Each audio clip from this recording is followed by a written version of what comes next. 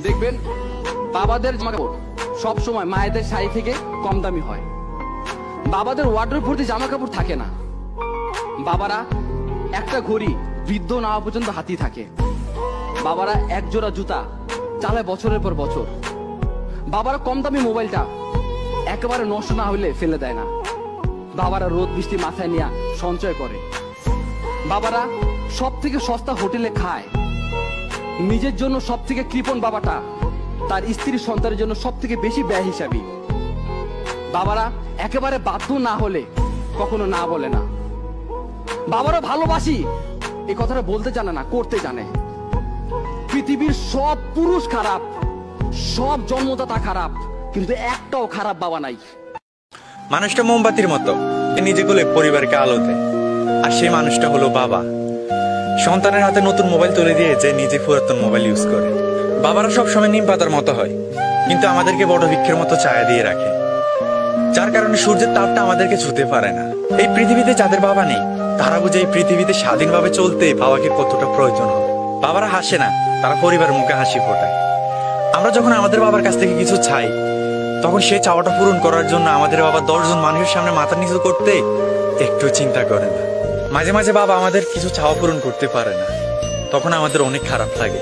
কিন্তু আমাদের অনেকের জানা নেই, আমাদের চাওয়াটা পূরণ না করে আমরা যতটুকু কষ্ট পেয়েছি, এর চাইতে 1000 গুণ বেশি কষ্ট বাবারা আমাদের চাওয়াটা পূরণ না করতে পারায় পেয়ে থাকে। বাবা শব্দটা 2টা অক্ষরের, কিন্তু এই 2টা অক্ষর 2টা পৃথিবীর সমান। আপনি তা কখন বুঝবেন জানেন? যখন অক্ষর 2টা আর এই পৃথিবীতে থাকবে না। প্রত্যেকটা বাবাই চায় তার সন্তান সুখে থাকুক। আমরা অনেক সময় বাবার কাছে অনেক ইচ্ছে পূর্ণ আবদার করে থাকি, কিন্তু অনেক সময় বাবা আমাদেরকে না করে দেয়। তখন আমরা হয়তো ভাবি আমাদের বাবা আমাদেরকে ভালোবাসে না, কিন্তু আপনি হয়তো জানেন না আপনাকে না করে দেওয়ার কারণে আপনি যতটা কষ্ট পেয়েছেন তার চাইতে 1000 গুণ বেশি কষ্ট বাবার হৃদয়টাকে ক্ষত বিক্ষত করে দেয়। আমাদের মা হয়তো তার ভালোবাসাটা প্রকাশ করতে পারে, মুখে বলতে পারে ভালোবাসি, কিন্তু বাবা তার ভালোবাসাটা প্রকাশ করতে পারে না, শুধু নীরবে ভালোবাসতে জানে। জীবনের এই চলার পথে আমরা আমাদের বাবাকে অনেক বেশি ভালোবেসে ফেলি। আমরা তা কখন বুঝতে পারি জানেন? বাবা মারা যাওয়ার পর। আমরা হয়তো আমাদের মাকে অনেকবারই বলেছি ভালোবাসি মা, কিন্তু বাবাকে হয়তো এখন একবারও বলে হওয়া ওঠেনি ভালোবাসি বাবা। আশেপাশে খোঁজ নিয়ে দেখেন যাদের বাবা মারা গেছে, তারা এখন 1000টা ইচ্ছে করলেও বলতে পারে না ভালোবাসি বাবা। তাই মৃত্যুর পর নয়, মৃত্যুর আগেই বাবাকে ভালোবাসার কথাটি জানিয়ে দিন।